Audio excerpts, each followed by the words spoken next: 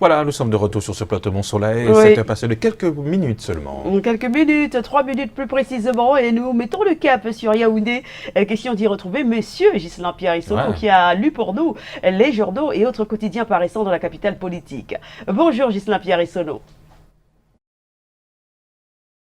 Bonjour Thierry Carole, bonjour Soflane, je vous accueille à Yaoundé, le cœur enflammé de joie comme d'habitude. Vous, mais également nos millions de téléspectateurs, ceux du Cameroun et du monde entier qui sont tous chargés faute d'informations. Bienvenue donc à cet exercice. C'est la première partie de la revue de presse. Eh bien, c'est un jour on ne peut plus spécial pour le renouveau. Paul Biya qui n'a pas changé son objectif aussi. Si vous en doutez, eh bien, rendez-vous avec le quotidien camerounais à Capitaux Public, Cameroun Tribune, édition de 6 novembre 2019. C'est un mercredi. En tout cas, le journal rappelle en une ultime quel est le cap qui avait été fixé. On s'en souvient il y a 37 ans par le président Paul Biya et 37 ans plus tard, cela n'a pas du tout changé. Les modules sont les mêmes. Le président camerounais qui est toujours à la recherche, dit Cameroun Tribune, du bien-être des populations. 2 modules à ne jamais oublier, donc à savoir le décollage économique et la prospérité de la République tout entière. Un grand dossier que propose donc Cameroun Tribune édition de ce jour, sous fond des célébrations du renouveau, doublé d'ailleurs de l'an 1 du septennat de grandes opportunités qui avaient été ouvertes lors de la prestation des serments au lendemain justement de l'élection présidentielle d'octobre 2018 au Cameroun. Paul Biya qui n'a donc pas changé et il est question pour lui et son équipe, notamment ses plus proches collaborateurs, de poursuivre l'idéal justement de la réalisation de l'émergence que le Cameroun entend atteindre d'ici à l'horizon 2035. Voilà donc le dossier que propose le quotidien camerounais à Capitaux Public, Cameroun Tribune, dans sa livraison de ce jour. En ce jour, on ne peut plus spécial. 6 novembre 1982, 6 novembre 2019, le journal Censure est également en kiosque. Il passe un peu au scribe les 37 années pendant lesquelles le président Paul Biya a été à la tête de l'État. Il est encore à la faveur justement du mandat en cours, mais aujourd'hui, il y a lieu de parler de commémoration et non plus seulement de célébration si l'on s'en tient aux écrits du journal Censure qui dresse en un mot commençant le portrait présidentiel. Il est pétri d'expérience, il est bien entendu futé, autant qu'il va avec la sagesse. Voilà quelques caractères qui sont proposés par le journal Censure pour décrire une fois encore le président Paul Biya, d'où la force de l'expérience qui faisait justement partie d'un des slogans à l'occasion de la campagne pour l'élection présidentielle d'octobre 2018 et pour ses acquis personnels d'ordre général comme ceux d'ordre général. Le quotidien camerounais d'expression anglaise The Guardian Post également en kiosque ce mercredi. Eh bien, il se pose une question. Cela aurait-il été possible si Paul Biya n'avait pas bénéficié d'un soutien des anglophones, un soutien sans faille de certains d'entre eux depuis Tandemuna du nom de l'ancien président de l'Assemblée nationale du Cameroun jusqu'à Joseph John Bouté, l'actuel premier ministre chef du gouvernement, en passant par les autres leaders originaires du nord-ouest et du sud-ouest camerounais. Il y a eu à chaque fois un apport sans faille de la part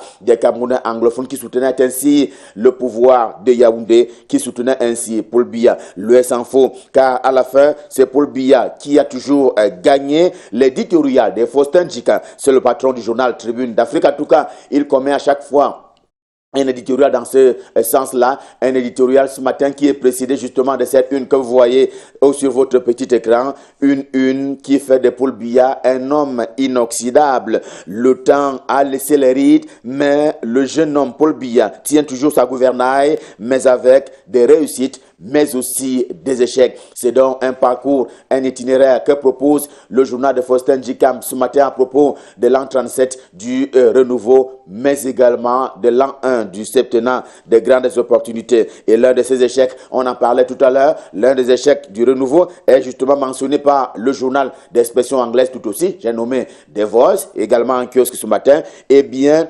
résultat de course, l'anniversaire de ce jour, l'anniversaire de l'an 37 du renouveau, se célèbre sous fond de crise sociopolitique dans le nord-ouest et le sud-ouest camerounais, crise humanitaire avec justement les déplacés internes qui sont enregistrés à l'occasion de cette crise sociopolitique dans le nord-ouest et le sud-ouest camerounais. Mais il faut mentionner aussi le cas de la région du Soleil Levant pour parler de la région de l'Est Cameroun. Crise sécuritaire, bien entendu, avec la secte terroriste Boko Haram qui a été certes anéantie, mais qui agit toujours, notamment dans la partie septentrionale du Cameroun et la région de l'extrême nord en particulier. Crise sociale avec notamment les éboulements que l'on enregistre pêle-mêle. Eh bien, le nouveau célèbre ainsi l'an 37 avec en fond également des crises, ajoute le journal qui lui-même ajoute un certain nombre de menaces de la part de la communauté internationale. La dernière étant celle qui a été brandie par le locataire de la Maison Blanche, pour ne pas parler de Donald Trump, le président des États-Unis d'Amérique. Mais le quotidien Mutation, le journal de Georges Alain Boyomo, tout aussi en kiosque ce matin, rend cette posture du président Donald Trump des États-Unis d'Amérique négligeable. Eh bien, au moment où Washington gronde, Paris travaille aux côtés du Cameroun, semble donc rapporter le quotidien Mutation. Et si le coq chante ainsi que la une l'indique, eh bien c'est parce que fatalement le jour va se lever sur le Cameroun, semble donc conclure le quotidien Mutation de Georges Alain Boyomo, édition de ce mercredi. Afrique Info de Ngelfis est également en kiosque ce jour et il est de tout cœur avec cette posture du quotidien Mutation, montrant par là même que les lieutenants du président Paul Biya, eux, travaillent sur le terrain, question de réaliser le bien-être des populations. C'est d'ailleurs le cas de Njoya Zakariaou qui bat ainsi le rappel des troupes pour parler justement du département du Noun. Nous sommes dans la région de l'Ouest Cameroun. On va reparler de diplomatie, cette fois-ci dans la sous-région Afrique centrale, en tout cas la CEMAC, la Communauté économique et monétaire des États de l'Afrique centrale. Le journal Essingan, édition de ce matin, annonce pour cela une rencontre des chefs d'État ici même à Yaoundé, la capitale camerounaise, pour parler justement des 6 chefs d'État qui meublent cette sous-région, qui vont donc devoir se rencontrer dans la capitale camerounaise. Et pour le journal, ce sera l'occasion de trouver une vraie posologie plus dure et encore plus indiquée aux grands malades qu'est donc la CEMAC, la principale maladie étant justement, estime le journal, l'utopie de l'intégration sous-régionale. Peut-on aujourd'hui partir d'un pays à un autre dans la sous-région Afrique centrale? Peut-on partir du Cameroun pour la Guinée équatoriale? Pour ne prendre que cet exemple-là, sans qu'il y ait de heurts, en tout cas, le journal s'interroge. Ce pourrait être l'occasion pour les chefs d'État de se pencher sur la libre circulation des personnes et des biens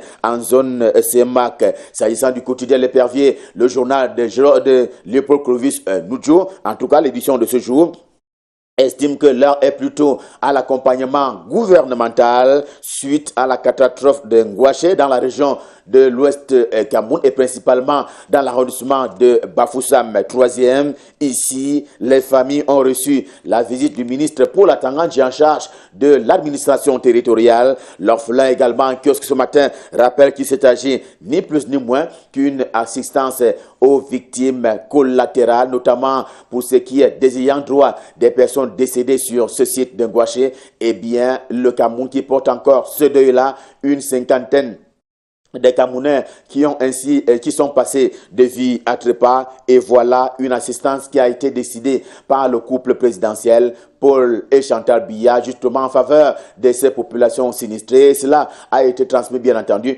par le ministre Paul Atangandji qui était donc sur le terrain pour parler du ministre en charge de l'administration territoriale. C'est ainsi qu'il faut laisser travailler le gouvernement de la République. Signale pour sa part réalité de Paul Ngouaré Kindi, lui aussi s'intéresse à la vie des membres du gouvernement, ou tout au moins au travail d'un membre du gouvernement. Il a donc choisi de faire arrêter les mensonges, oui, les mensonges autour du ministre Joseph Betty Assomo, ministre délégué à la présidence de la République chargé de la défense. Lui, il est au front, sans répit. Eh bien, les cabales courent, mais ne vont pas prospérer, avertit justement réalité des Paul Ngouaré Kindi en kiosque et ce matin. Et à l'oreille du GDN pour parler du grand dialogue national qui s'est tenu il y a un mois ou un peu plus maintenant, ici même à Yaoundé, précisément au Palais des Congrès. Eh bien, le journal Diapason de François Mboka exprime pour cela une inquiétude un mois après ou un peu plus après les travaux de Yaoundé. Selon le journal,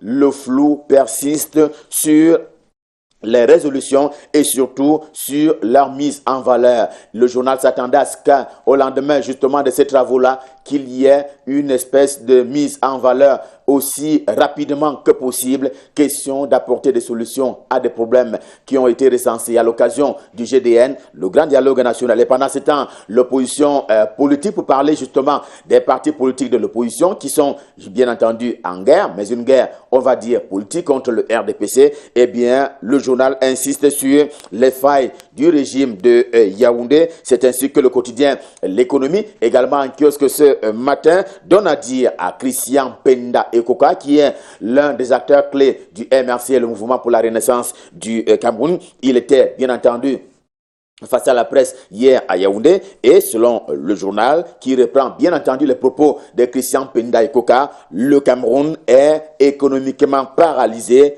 et à genoux. Je le citais au même titre que le quotidien L'économie. On est toujours en économie si l'on convoque cette fois-ci la une principale du journal La Missive, lui aussi en kiosque ce mercredi. La Missive qui fait état de ces faits de société. Eh bien, une question se pose au préalable. Eh bien, s'agit-il d'un fait de société ou alors d'une triste réalité? Il fait dire que les Vietnamiens s'en vont obtenir la tête de l'homme d'affaires camerounais Baba Dampolo en échange des 100 tonnes de riz. L'on sait qu'il y a actuellement un conflit ouvert d'ailleurs et qui met aux prises l'opérateur économique camerounais à la partie vietnamienne. Manifestement, les partenaires vietnamiens sont au Cameroun à travers leurs hommes politiques. Question de pouvoir négocier avec la partie camerounaise via le gouvernement de la République, sauf que, et ce sont les inquiétudes qui sont nourries par le journal, il s'avère que en échange justement de cette entreprise qui est en débat, Nextel pour ne pas la nommer,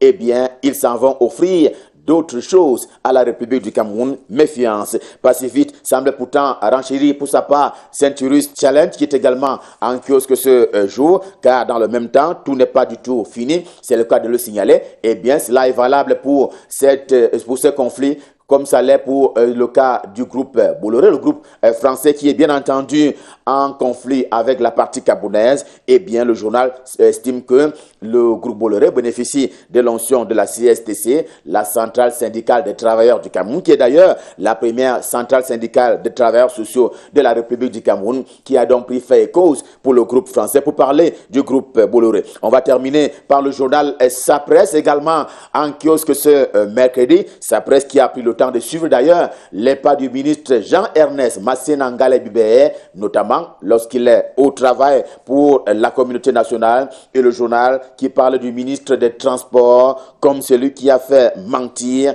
l'adage selon lequel qui trop embrasse mal les trains, en recensant bien entendu quels ont été jusqu'ici ces faits d'armes et quelle est justement la répercussion de son travail au quotidien sur la vie des populations camerounaises. C'est la conclusion à laquelle arrive le journal, à savoir que là-bas, tout est au mieux dans le meilleur du monde possible. Revue de presse, Made in Yaoundé Stop Fin, le cœur enflammé de joie, nous vous avons servi. Prenons rendez-vous pour demain quand il sera 7 heures pour le même exercice et nous serons dans les mêmes prédispositions. Question de vous servir.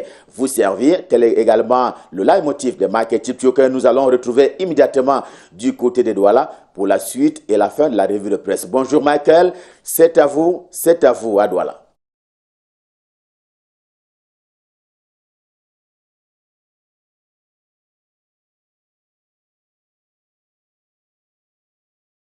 Conférence de presse tenue hier à Yaoundé, d'abord interdite, elle devait se tenir à la fondation Mouna dans la capitale camerounaise, mais finalement c'est à son domicile que l'ancien conseiller à la présidence de la République a tenu cette conférence de presse. Il a donc évoqué des sujets ayant trait à l'actualité nationale et internationale à l'actualité nationale de notre pays. D'abord des questions économiques, des questions liées à la politique également. Nous apprend le quotidien La Nouvelle Expression. En tout cas, le mouvement lancé par l'ex-conseiller spécial de Paul Biya qui a fait défection pour suivre Maurice Kamto a su être dans le navire que conduit l'opposant arrivé en seconde position à l'élection présidentielle de 2018. À l'occasion, Christian Penda Ekoka qui allons passer en revue l'actualité de notre pays conclut justement qu'au Cameroun, on ne fait pas la politique pour qu'il y ait développement politique, économique et social. national, mais sous le renouveau, justement,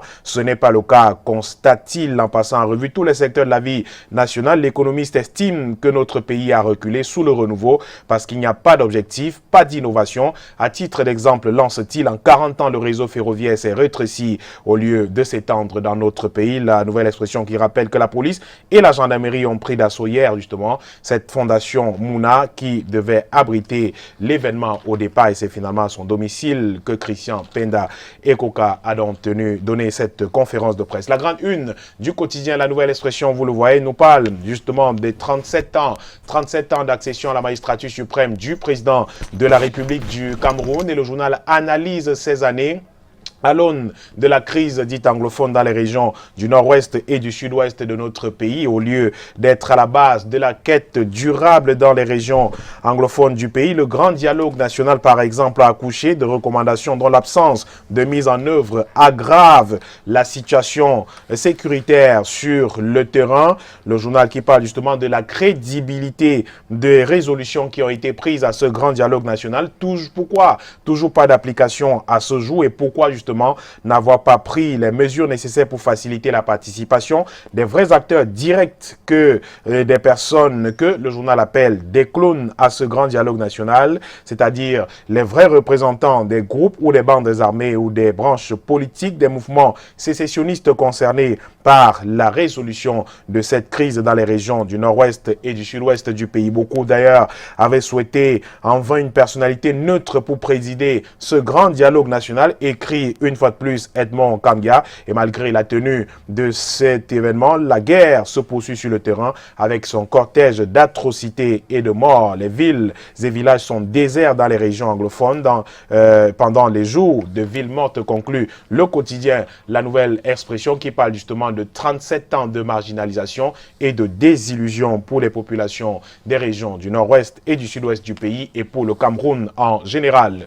Le quotidien Le Messager également, qui aujourd'hui choisit de dresser plutôt le bilan de la première année du septennat du président de la République. Il a prêté serment en 2018 précisément. C'était le 6 novembre, et le journal le journal Le Messager, qui tente de retracer ou alors de faire le bilan round-up de toutes les contrariétés de Paul Biya. C'était ainsi que le journal choisit de titrer l'article en question ce jour, depuis que le chef de l'État a prêté serment le 6 novembre 2018 pour inaugurer le présent septennat. Jamais son pouvoir n'a aussi été mis à rude épreuve. Il est désormais réduit à contenir ses adversaires au lieu de leur aménager un espace d'expression comme par le passé. Le Messager nous propose une chronique d'une année de pression et d'attaques subreptices à l'endroit de Yaoundé. Le journal qui dit par ailleurs que le chef de l'État a mis du vin nouveau dans de vieilles outres. Le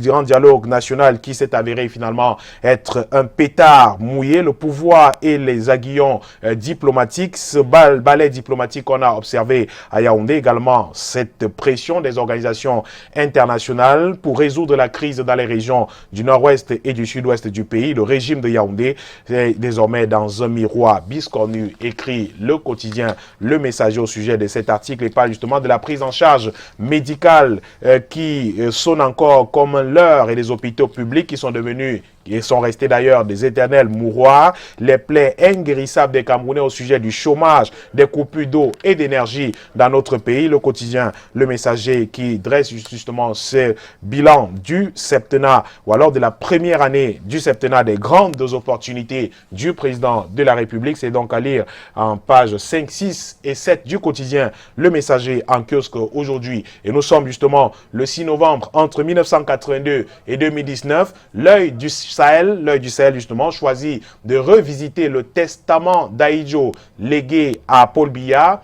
Qu'est devenu ce testament 37 ans après? Se pose la question donc le journal L'Œil du Sahel en kiosque aujourd'hui, et comme c'est le cas depuis plusieurs années d'ailleurs, c'est dans une joie débordante que les militants du parti au pouvoir vont célébrer le 6 novembre 2019, date anniversaire de l'accession à la magistrature suprême du président de la République du Cameroun. Dans la liesse générale, aucun mot Aucun mot, constate le journal, pour le prédécesseur de l'actuel chef de l'État, Amadou Ahidjo, celui-là même qui lui a donné volontairement le pouvoir le 6 novembre 1982. Des militants du RDPC, dans une autocensure contagieuse, écrit L'Œil du Sahel, se comportent comme si ce pan de l'histoire avait miraculeusement disparu des mémoires, comme si les deux hommes ne s'étaient jamais connus, ne s'étaient jamais appréciés. L'Œil du Sahel qui propose d'ailleurs une lettre justement datée du 30 décembre 1982 du président Ahidjo au président Paul Biya.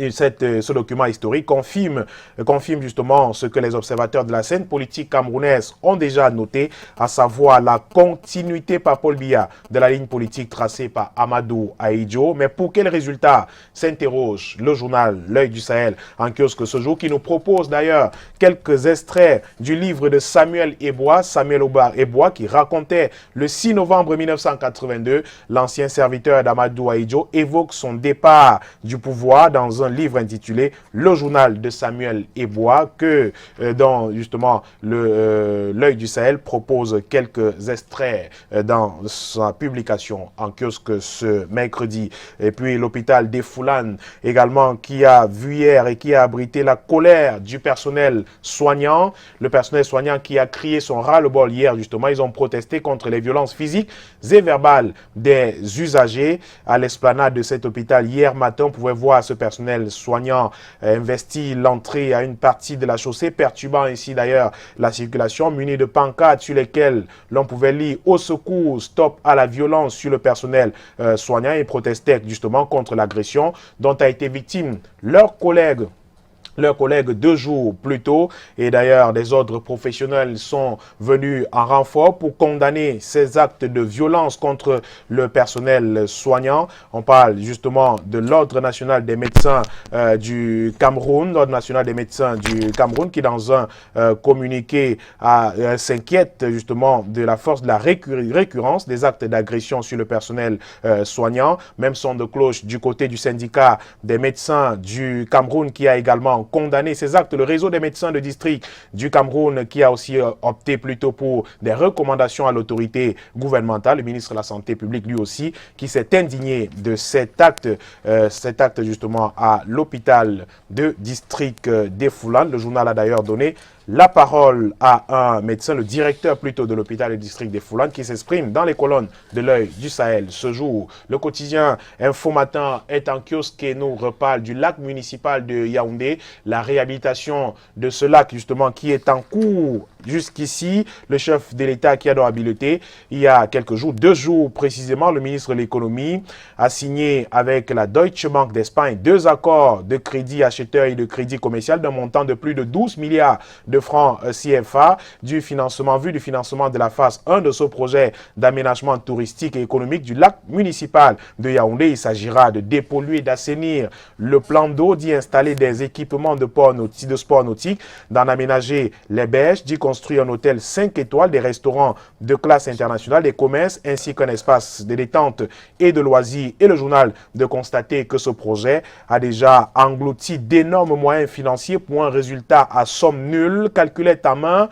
Info Matin nous apprend que cela fait plus de 29 milliards de francs CFA qui à ce jour ont été noyés dans cette affaire, et toujours personne pour rendre compte de la destination prise par ces fonds publics. Justement, plus de 29 milliards noyés dans le lac municipal de Yaoundé, mais aucun résultat en vue jusqu'ici.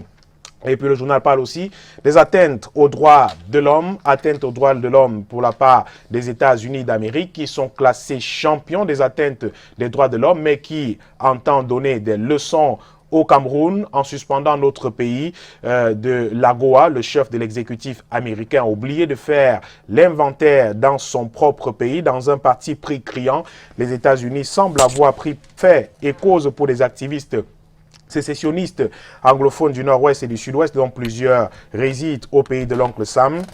La suspension du Cameroun de l'AGOA est en effet la conséquence de la sale guerre qu'imposent les séparatistes à l'État du Cameroun. Dans l'autre sens, les horreurs commises au quotidien par les Amazoniens sur les populations civiles, mais également les soldats, semblent des jeux vidéo pour Washington qui n'entendent pas justement condamner ces actes-là, mais s'en prend plutôt au Cameroun, et ce pour rien, conclut le quotidien Info Matin. On va terminer avec Ouest Eco qui nous reparle de ce terrible éboulement coulé de boue en Gouache 4 à Bafoussam dans la région de l'Ouest Cameroun. Le journal qui a constaté justement ce qu'il appelle un bal des exorcistes autour des 43 dépouilles sur le site de la catastrophe à Bafoussam. Au moins 6 membres du gouvernement sur le terrain. La mission interministérielle conduite par le ministre de l'administration territoriale et bien d'autres membres du gouvernement étaient à Bafoussam. Avec cette mission, le ministre Obama de la décentralisation était déjà sur les lieux. Une mission qui est venue malheureusement constater seulement les dégâts. Pourtant, on pouvait, écrit le journal Ouest Eco, prévenir cette catastrophe qui a causé la mort à plusieurs personnes de la ville de Bafoussam à Ngouaché, précisément. Le journal qui nous parle également du championnat d'Afrique des Nations, avec la ville de Bafoussam qui a finalement été écartée de l'organisation de ce CHAN au profit de Limbé. Et le journal croit voir en cette mise à l'écart de la ville de Bafoussam la politique qui prime sur la sécurité des participants bien sûr à ce championnat d'Afrique des Nations qui sera organisé en 2020 au Cameroun. Merci beaucoup, M. Michael Tipkio, pour cette revue de presse. On se retrouve demain, quand c'est exactement 7h15 par là. Merci, monsieur. Ce sera avec le même plaisir. Voilà, plaisir qui sera partagé, mon soleil. Oui, tout à fait. Je ne sais pas si vous êtes invité au double anniversaire du chef de l'État ce matin, Michael Tipkio. Écoutez, il n'y a pas une session qui vous a... Non, pas pour l'instant, Soflane. Pas pour l'instant. Mais je crois nous célébrons parfois ça à notre manière, au travail bien sûr, au travail, en faisant comprendre à nos téléspectateurs ce qui s'est passé ceci novembre, en faisant un compte rendu. En faisant des comptes rendus. Pourquoi pas de ces meetings-là qui sont organisés parfois par le parti au pouvoir pour célébrer l'accession à la magistrature suprême du président de la République du Cameroun. Voilà. Passez une excellente journée, messieurs. Merci. À demain pour une autre revue de presse. Il est 7h passé des 30 minutes. Vous regardez toujours Canal 21 sur les antennes de Canal 2 International. Merci de rester avec nous. Voici la page pub.